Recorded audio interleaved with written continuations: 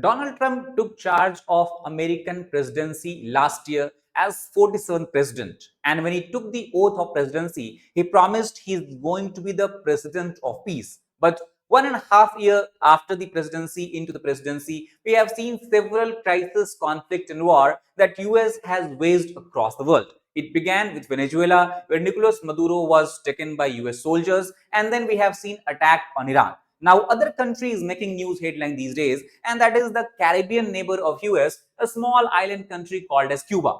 If the recent incidents are any indication, it seems that US and Cuba are coming head to head with each other, then that can transform into one of the worst crises these countries have faced in last several decades. So what is this recent incident and how they indicate that Cuba might be the next target of US President Donald Trump after Venezuela and Iran? Let us try to understand this in more detail.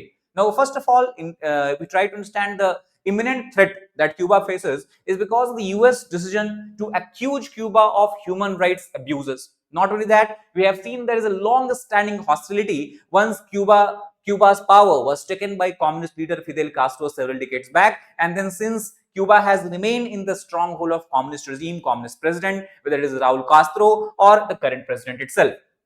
Economic crises have seemed to worsen in Cuba, and the country is facing severe fuel shortages as well as nationwide blackout due to the lack of electricity. This also has basically created, it also has been impacted by the US sanction and all restrictions that has increased pressure on the nation. And it is in this context, recently US has taken decision to charge the former Cuban president.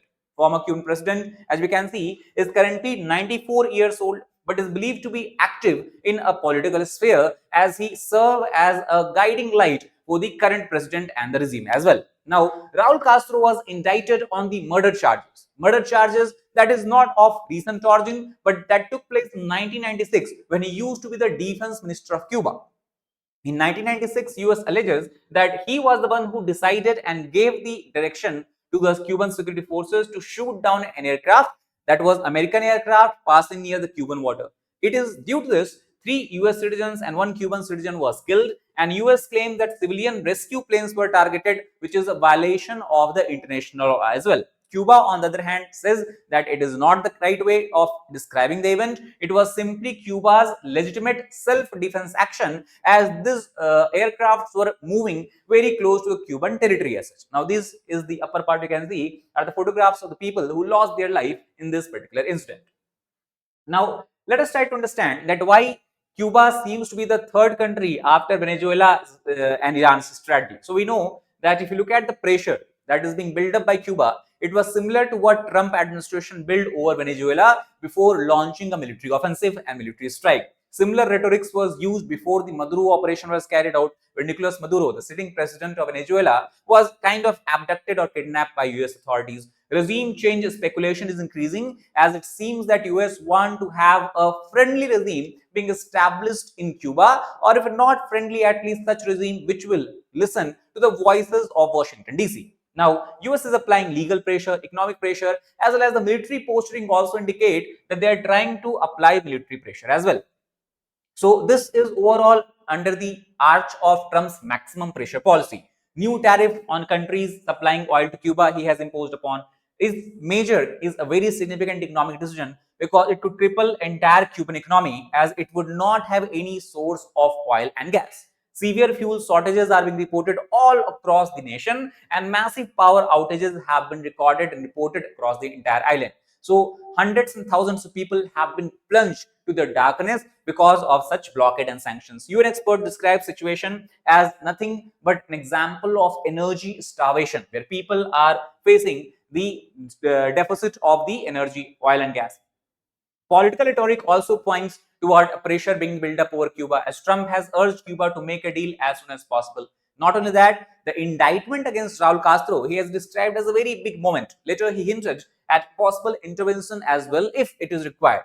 And why? He has said this in his well-known tone that it looks like I will be the one that does it. He is talking about that for decades, several American presidents were thinking how to intervene, how to create some favorable situation in Cuba from US perspective, whether they should go or opt for regime change or not. And now Trump hints that it looks like that he is the one who will have to do all these things, and that's the reason why increased fear of military actions is being seen here.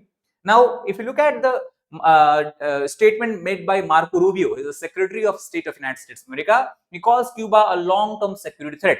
Not only that, he also has accused Cuba of having ties with the adversaries of US such as China and Russia, and says that US still would prefer diplomatic solution, and if diplomatic solution is not found between both nations, in that case he warned that peaceful settlement will become unlikely.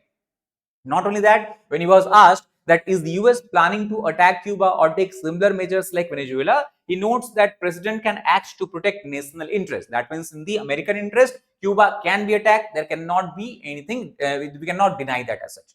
Now, let us look at the military posturing. We know that just before Maduro was kidnapped, US ramped up its naval deployment, its aircraft deployments in the Caribbean region around Venezuela. Similar strategy we are seeing evolving here as well. USS Nimitz carrier strike group has been deployed in the Caribbean Sea. Additional destroyers and support ships are also present around the Cuban international waters. There are reports of aircraft such as FA-18 Super Hornets, EA-18G Growlers, who are largely involved in carrying out the electronic reconnaissance of the area, such C-2A Greyhounds and all that. Plus, the Southern Command of US military is continuously monitoring the Caribbean operation. So, if you look again, economic pressure, political pressure, military pressure, all these pressures are continuously Cuba is being subjected to by America. Air and naval activity has been reported near Cuba as well. Also, to understand this on the map, you can see this is the Cuba, a small island country which is very, very close to United States of America. This part of USA, if you look here, is around Gulf of Mexico. So, states such as Florida is very, very close to Cuba. The popular city, beach city of Miami, is very near to Cuba itself. 26 US flights have been reported near Cuba since February, and most of them have carried out their operation within 100 kilometers of Cuban territory.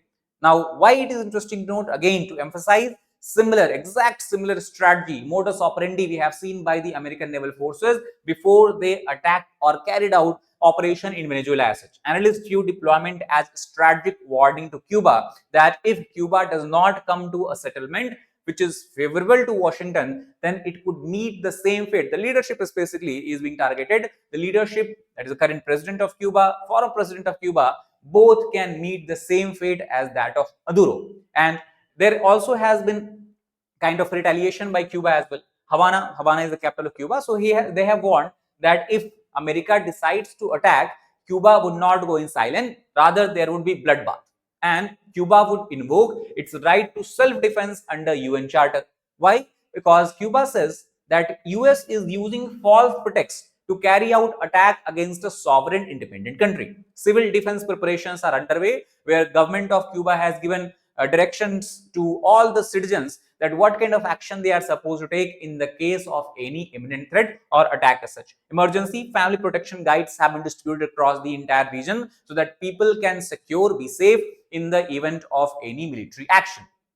Also, why the threat of Cuba should not be taken lightly? The reason is because Cuba is quite different from Iran and Venezuela. And the reason is geographical proximity. Venezuela is far, far away from the United States of America, and they generally could not have retaliated by carrying out precision military strikes against the American territory. And same goes for Iran. Iran has a lot of missile capabilities, but none of these missiles are, we can say, capable enough to fly all the way up to America and cause any significant damage. So that's why Cuba is geographically close to US. And the reason is that if there is a potential retaliation, the risk to the civilian population of US will be quite higher.